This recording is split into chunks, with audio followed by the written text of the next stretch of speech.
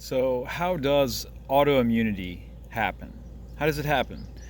Well, one of the major reasons for autoimmunity, if you think about the gut lining that makes up our small intestine, our GI tract, is literally 1/10 the size of a human hair. One human hair. It's one cell layer thick. When you look at a pig intestine, there's a reason why you can see right through that pig intestine. It's almost clear, it's transparent. That's because that gut lining, that membrane, is so thin. What does that have to do with autoimmunity? Well, in autoimmunity, you think about having a leaky gut.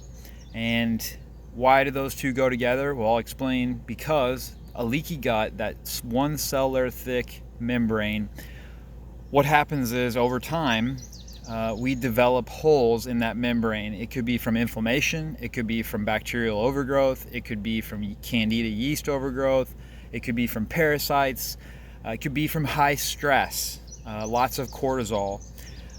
We develop a leaky gut. And then what happens in the digestion process, we take in food, and those whole food particles are traveling through that small intestine. Every bit of your food that you eat travels through that GI tract, that thin one cell layer thick membrane.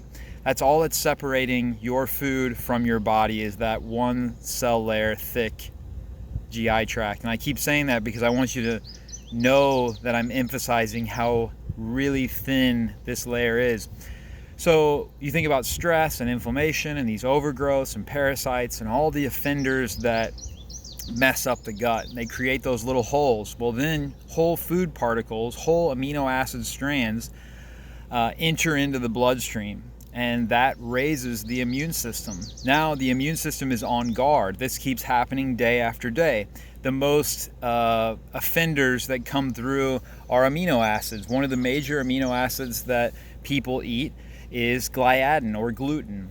This amino acid comes from wheat, and it's very, very hard to break down. Gluten is short for the glue that holds flour together. Why you can toss a piece of pizza crust up in the air and spin it, and it all holds together.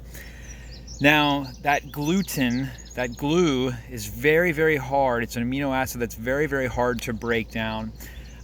Casein protein, they call it the slow digesting protein in the bodybuilding community. Why is it slow digesting? Because it's very hard to break down, and that protein is from milk. So dairy products that contain casein protein, wheat products that contain gluten, for someone who has a leaky gut, this can cause major, major inflammation and autoimmunity. How so? Those amino acids enter the blood, triggers the immune system. The immune system now is on guard, and it becomes trigger happy. Day after day, the immune system is firing at these particles that are entering into the bloodstream through the small intestine. And sooner or later, that immune system is firing at everything. Maybe now it's firing at your joints and rheumatoid arthritis. It could be your thyroid and Hashimoto's disease. It could be lupus or MS. It could be any of these autoimmune conditions that we see prevalent in our society today. And it could all stem back to a leaky gut caused by an overgrowth of candida, bacteria, or parasites, or high stress. So this autoimmunity happens, and then we still have the offender coming in. So how do you, if that poses the question, how do you get rid of autoimmunity, or how do you negate the effects of autoimmunity? Well, first thing we have to do is we have to heal leaky gut, and we have to go after the offender that caused leaky gut. So we may have to find out, do you have a bacterial overgrowth, a parasite, a yeast overgrowth, or do you have adrenal and stress problems? Do you eat foods that you may be allergic to, that only a food allergy test can show you? All of these offenders are triggering inflammation in the gut, and they are stretching that cheesecloth lining of that one cell membrane thick GI tract, and then suddenly food particles are getting through that into the bloodstream. So for anyone struggling with autoimmunity, I highly recommend taking an organic acid test and finding out if you have an overgrowth of bacteria or candida. or maybe a stool test to find out if you have parasites. If you've ever been camping and drinking water, maybe from Mexico, or maybe you have lots of pets and you grew up on a farm, just about everybody has some sort of worm or parasite. They've actually concluded that about 80% of the population has some sort of parasite.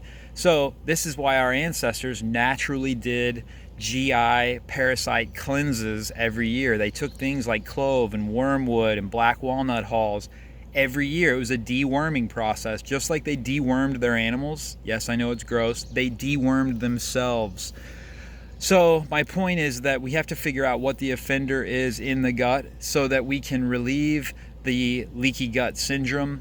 Once we heal the gut lining, then autoimmunity generally will start to decrease. The body will start down regulating the immune system, and you won't have to take immunosuppressant drugs. You just need to down regulate your immune system by taking away the offender that's raising the immune system. So I hope this helps somebody out there that may be struggling with autoimmunity. If you have a question about organic acid testing or food allergy testing or any of these things I mentioned, finding out the true root cause of whatever the ailment could be, feel free to shoot me an email at musclesandveggies@gmail.com or go to my website, musclesandveggies.com. Thank you for watching and have a great day. Live healthy.